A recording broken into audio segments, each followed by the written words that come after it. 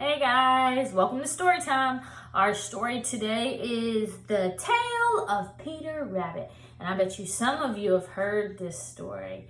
I know my mom, when I was little, she read me this story, so I wanted to read this to y'all. Okay, if you haven't heard it, you're in for a treat. The title, The Tale of Peter Rabbit. The author, the one who writes the words, the illustrator, draws the pictures. Okay, we have our title, we have our cover, our spine, our back. All right, here we go.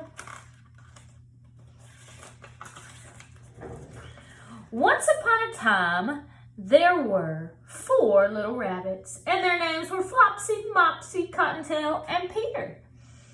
They lived with their mother in a sandbank underneath the root of a very big fir tree.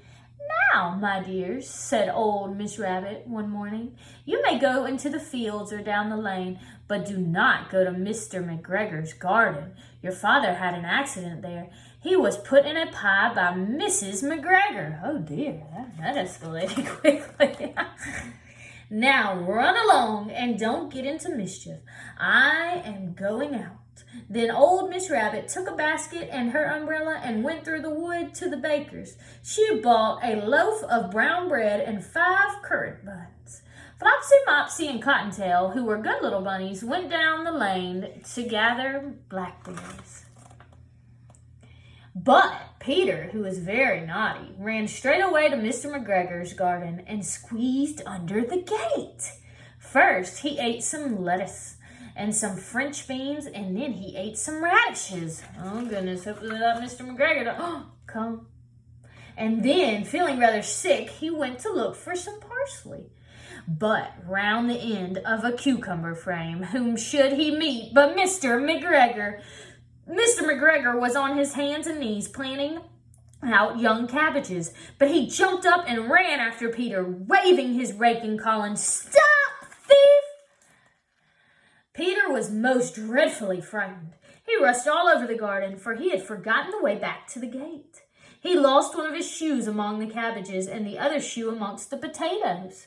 After losing them, he ran on 4 legs and went faster, so that I think he might have gotten away altogether if he not unfortunately run into a gooseberry net and got caught by the large buttons on his jacket. It was a blue jacket with brass buttons, quite new. Peter gave himself up for lost and shed big tears, but his sobs were overheard by some friendly sparrows, who flew to him in great excitement and implored him to exert himself. Mr. McGregor came up with a sleeve, which he intended to pop up on top of Peter, but Peter wiggled out just in time, leaving his jacket behind him, and rushed into the tool shed and jumped into a can. It would have been a beautiful thing to hide in if it had not had so much water in it. Mr. McGregor was quite sure that Peter was somewhere in the tool shed, perhaps hidden underneath a flower pot. He began to turn them over carefully, looking under each. Presently, Peter sneezed, "Achoo!" but Mr. McGregor was after him in no time. "Oh, Peter better run."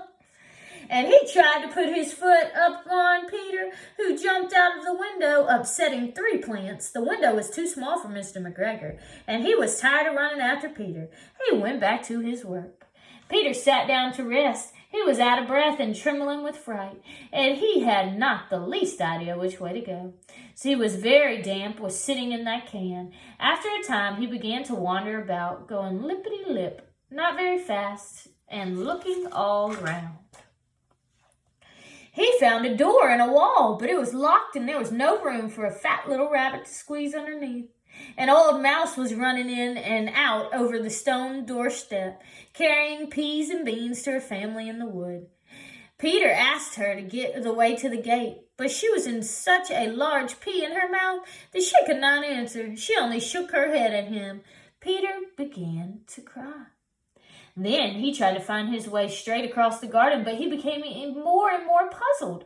Presently, he came to a pond where Mr. McGregor filled his water cans.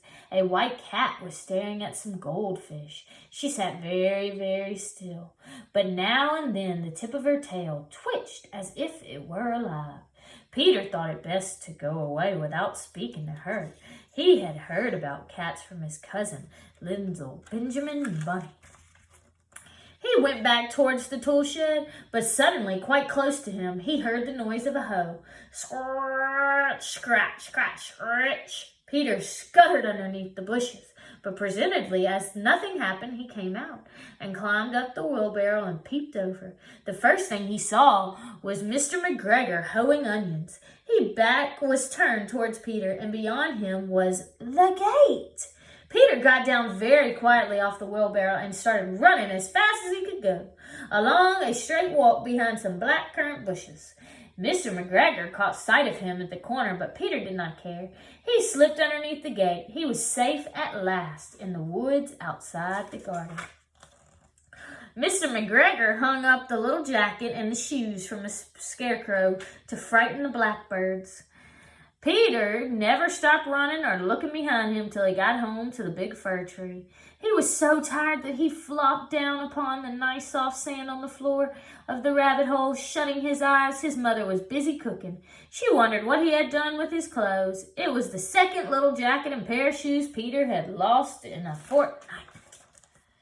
I'm sorry to say that Peter was not very well during the evening. His mother put him to bed and made some chamomile